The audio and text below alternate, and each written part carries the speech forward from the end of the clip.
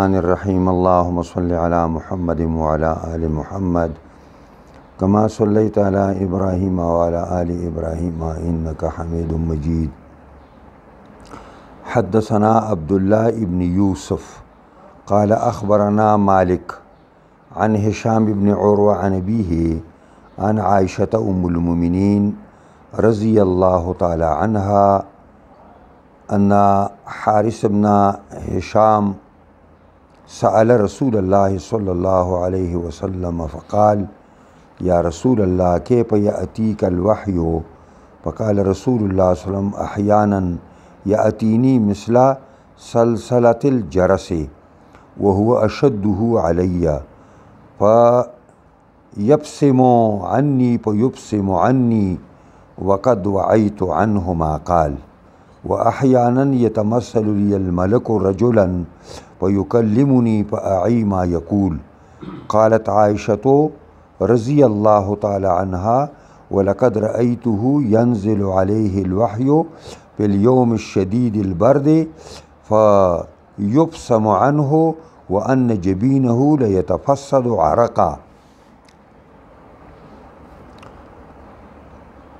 امام بخاری رحمه الله په بدء الوحی کې دا حدیث بیانوي نوای حدثنا عبد الله ابن یوسف ما تا عبد الله زید یوسف استاذ دا بیان کړو. قال اخبرنا مالک عبد الله وی ما تا خبر را کړو مالک عن هشام ابن عروه د هشام زید عروه او هشام روایت کوي د خپل باباجي عروه او عروه د خپل ترور عائشه ام المؤمنین نه روایت کوي عن عائشه ام المؤمنین رضی الله تعالی عنها. او هغه روایت دا دی چې ان حارث بن هشام چې یقینا حارث زوی د هشام سأل رسول الله صلی الله علیه وسلم د تپوس کړو د پیغمبر اسلام نه فقال نو دی حارث اویلی یا رسول الله دا الله پیغمبره کیف یاتیک الوحی تا ته وحی په کم کیفیت باندې راځي؟ فقال رسول الله صلی الله علیه وسلم احیانا نبی کریم صلی الله علیه وسلم فرمایل چې کله کله ما ته راځي یاتینی راځي ما ته دا وحی مثلا سلسلة الجرس په مثل د هغې آواز د جرس باندې او وهو اشده علی دا نوع د وحی ډیره سختی په ما باندې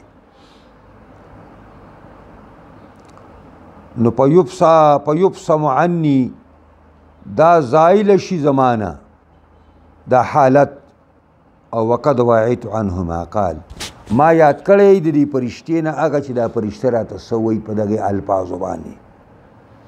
واحیانا یتمثل لی الملک رجلا او کله کله متشکل شي ماته پرشته سړی یعنی پرشته راته د سړي په شکل باندې راشي نو په یکلمونی په اعی ما یقول نو ما سره خبرې کوي نو فاعی ما یقول زیادوما هغه چې دی راته سوایي. قالت عائشة رضی الله تعالی عنها عائشة ام المؤمنین وایي ولقد رأیته یقینا ما لیدلی و نبی اکرم لره ینزل علیه الوحی چې نازلېدله په هغه باندې وحی په الیوم الشدید البرد په هغه ورځ د سخت یخنۍ کې فیبسم عنه پس دا حالت د پیغمبر خدا نه لرې شو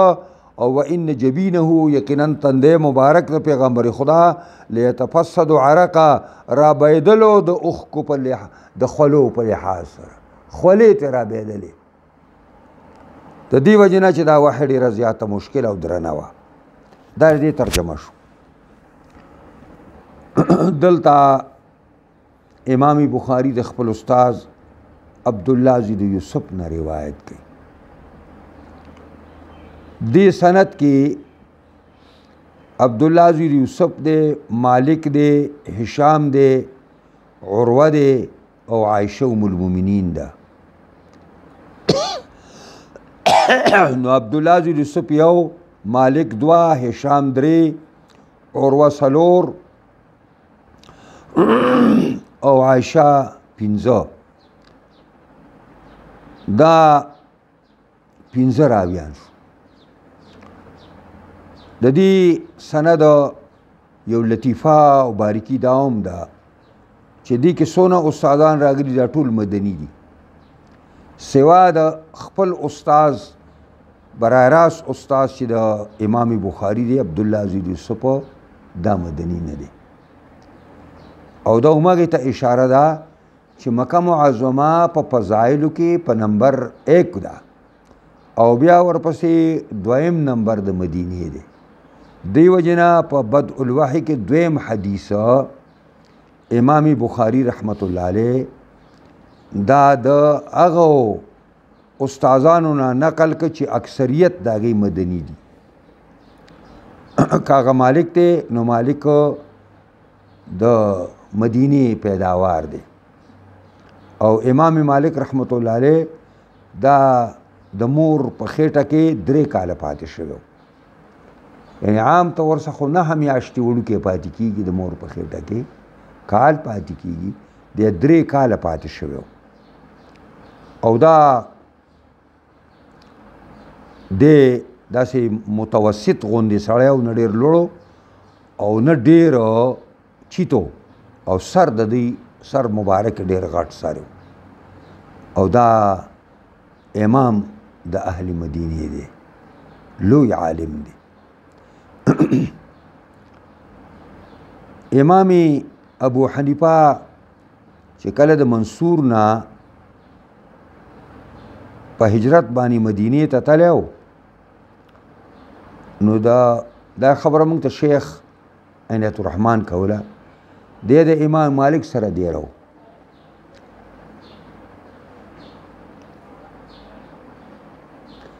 نو چې کله به مسجد نبوي ته دواړه راتلل د یو بل ګوته به یې ونیولې وه، ګوته. او امام ابو حنیفه به د مالک نه استفاده په احادیثو کې کوله او امام مالک به د ابو حنیفه نه استفاده په فقه کې کوله. دا خبره بیا ما عیني کې ولیدله، بدرالدین عیني دا خبره کړې ده. دا به مسجد نبوي ته راتللو او د یو بل ګوته نیول دا پکې ما ونه لیدل. دا کیدای شي وي چېرته بل کتاب راکړي، هغه ډېره وسیعه مطالعه وه د شیخ عنایت الرحمن. او دا بله خبره ما په خپله په عیني کې ولیده چې دوی د یو بل نه استفاده کوي. زما دې خبرې مقصد دا دی چې امام ابو حنیفه او امام مالک داسې رورولي او دونه مینه او محبت چې د یو بل ګوته نیسه او جومات ته یو ځای ځه او بیا چونکې په مهارت او صاحب د موتا مالک دی نو هغه په هغه فن کې استفاده کوي. او بل طرف ته الناس عیال لابي حنیفه فی الفقه دی نو په ماهر د فقه هغه ابو حنیفه دی نو امام مالک ته استفاده کوي. دا امام مالک او امام ابو حنیفه دې دپاره دا کار نه کو چې یوه ډله به شي به ته به احناف وایي او بل ته به مالکیان وایي او مالکیانو په احنافو پسې مونځ نه کوي او احناف په مالکیانو پسې مونځ نه کوي. او دا د تره زامن هم نه دي. دلته زموږ یو مفتي صاحب دی په یو دای کې زه ناست وم او په مړي کې تقریر کوو، دلته نږدې دی دغه ته نو هغه شالم نه دی، شالم پرې مقبره کې. نو خلکو ته ویل چې تاسو خپل ترونه پیژنې؟ نو خلک غږ نه کوي. وایي ستاسو ترونه خو چې کوم دی دا مالک دی او شافعي دی او احمد دی. او بیا وایي چې تاسو خپل پلار پیژنې؟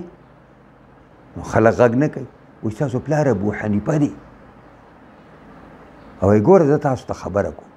چې د پلار او ترونو مقابله راشي تاسو به د چا خبره منئ؟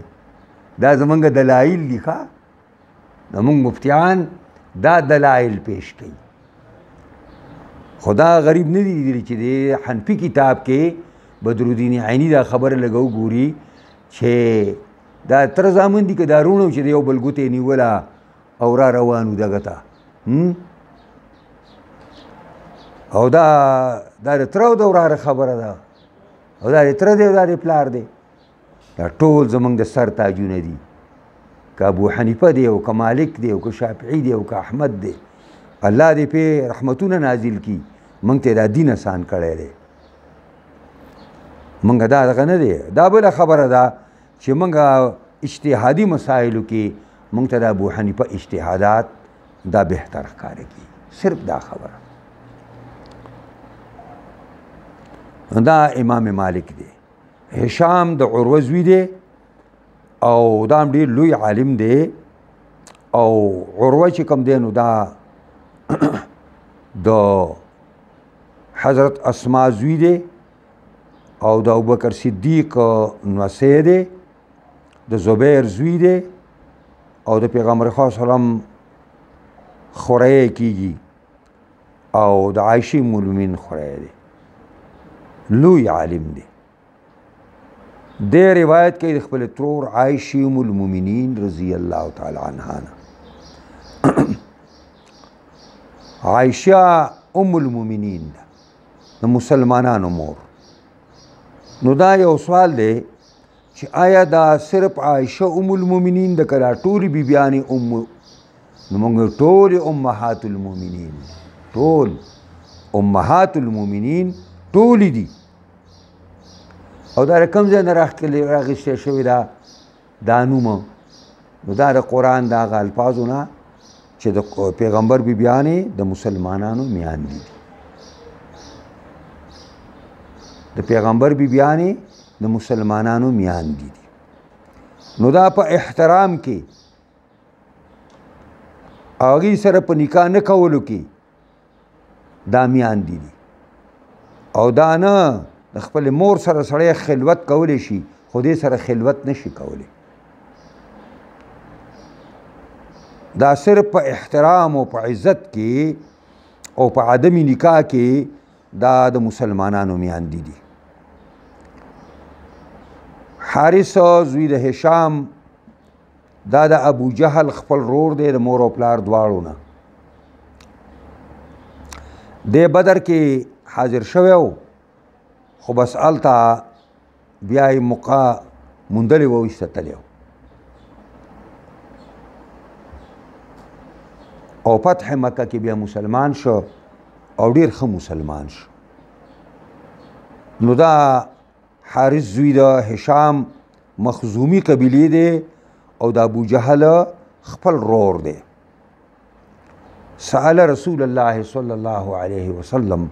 د پیغمبر خدا نے تپوس وکړو فقال یا رسول الله پس وی فرمایل اے د الله پیغمبره کیف یأتیک الوحی تاسو ته وحی په کوم کیفیت راځي لږ په دې موږ پوهه کا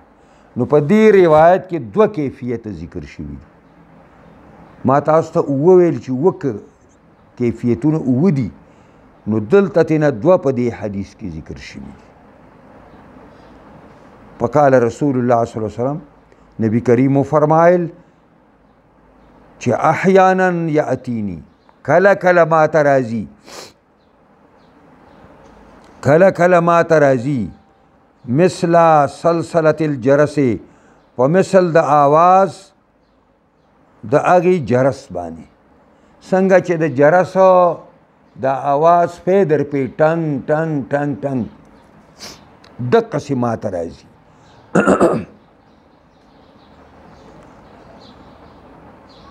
نو د جرس معنا تاسو ته ما کړې وه دغه دی چې سړی دې سنډا ته او غویانو ته په غاړه کې اچوي شپانې چیلۍ او ګړې ته هم په غاړه کې اچوي دې دپاره که تاسو دا لویو رمې پرې غرونو کې لیدلي نو په هغې کې هغه یو دونه غټ شی چېرته چیلي ته یا ګړې ته یا چیلۍ ته اچولی هغه ګړنګ ګړنګ کوي چې شپې د هغې نه ګړې تیارې او ګړې وړې شي نو پته لګي هغه پلاني ځای کې دي یا ګړنګه کېږي هغه سر خوځوي نو دغه جرس دی او سلسله دا ویلے کی صوت متدارک لا یفهم اول وهلة چې اول شروع شي سړی پې نه پوهېږي خو چې بیا ورته غوږ کېږدي نو بیا پوهېږي. دا هم روایتو کې راځي چې کله کله ور پیغمبر خدا صلی الله علیه وسلم د خولې مبارکې سره د تورو مچو د هغه غنګار غوندې به کېده غنګ داسې به کېده. نو دلته وایي په مثل د سلسلتو جرس دي اول ته وایي چې د تورې مچۍ د هغه غنګاري په شان دي. نو د هغې وجه دا ده چې دا سلسلة الجرس دا په نسبت سره رسول الله صلی الله علیه وسلم ته او دغه غنګار دا په نسبت سره صحابو طرف ته به صحابو و دا محسوسوله. بهرحال داسې په مثل د ګنټې د آواز باندې چې هغه ټنګ ټنګ کوي دا یې معنا شوه داسې په دې طریقه راځي. او وهو اشده او دا نوع د وحی چې دا ډېره شدید او سخت په ما باندې ګران په ما باندې. نو دا په یبسمو په فتحې د یې سره او په کسرې د سواد سره د باب د ضربنه فسما یبسمو او دارنګې دا په یبسمو دی چې یې باندې پیښ وایي او په سواد باندې زور وایي نو په یبسمو دا بیا مجهوله صیغه ده هم د دې باب نه. او کدا په ضمیر د یې او په کسرې د سواد سره شي لاندې ورته وګورئ بیا دا باب بدل شو باب افعال شو نو مجرد نه بیا مزید ته لاړو نو بیا په یبسمو وایي. خو معنا د درې واڼو یوه ده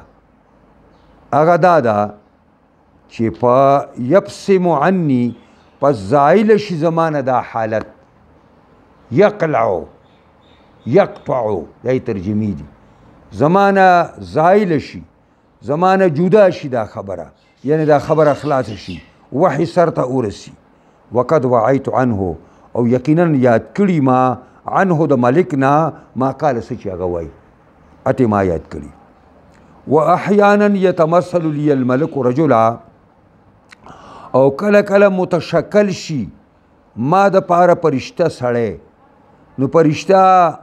په شکل د سړي باندې راشي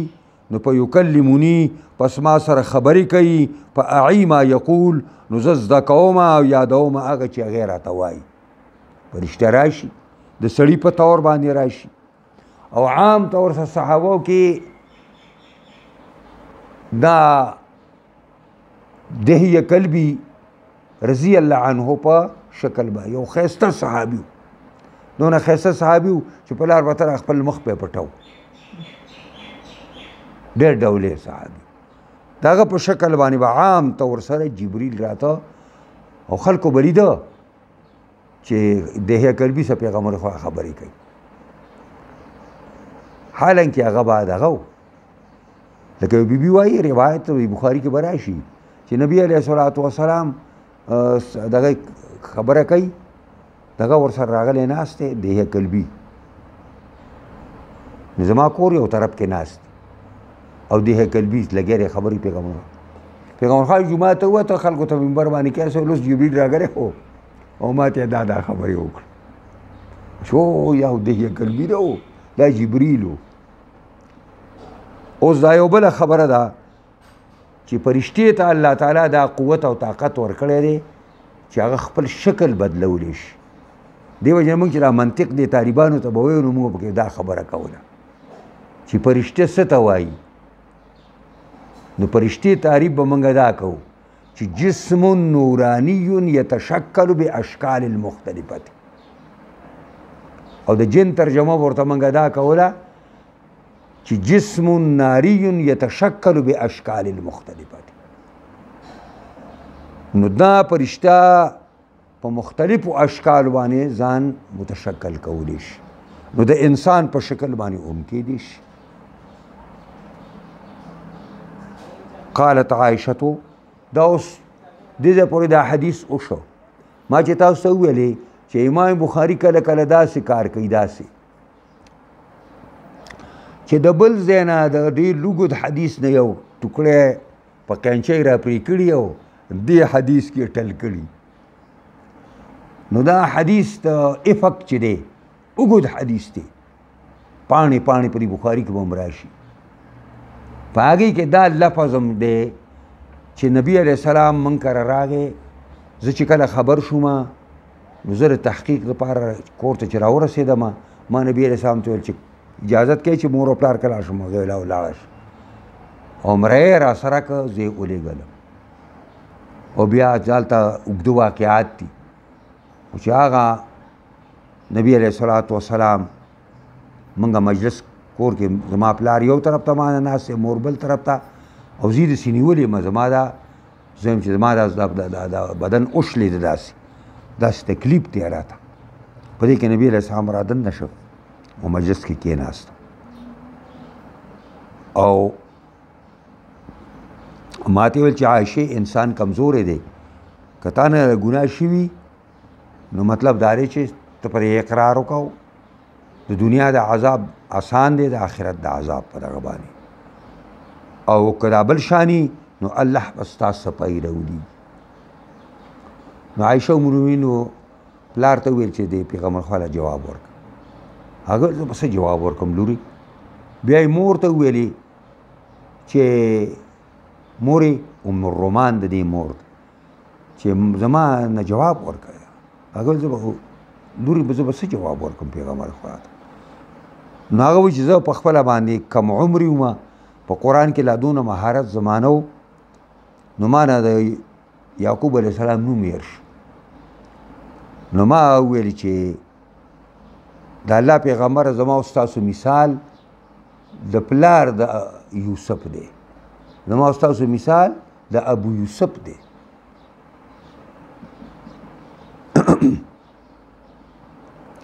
که زه تاسو ته ووایم چې زه پاک یم او الله ګواه دی چې زه پاک یم ستاسو ذهن کې دا نه کیني او که زه په دروغ ووایم چې یاره زه په دې ګناه کې ملوثه شوی یم نو ستاسو په زړه کې کیني به دا خبرې وشوې او نبي علیه السلام حالت بدل شو او دا سخته یخه ورځ و یخه او نبی علیه السلام باندې خولې راماتې شوې او د تندي نه دا خولې بېدلې او څنګه چې ته دا حالت لرې شو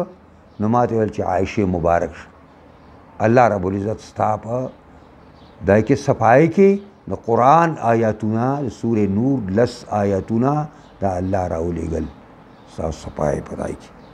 نو دا هغې ته اشاره ده 18 یادوي څوک خو بهرحال دا د هغې حدیث ټوکړه ولقد رأیته وایي عایشه ام المؤمنین داسې ني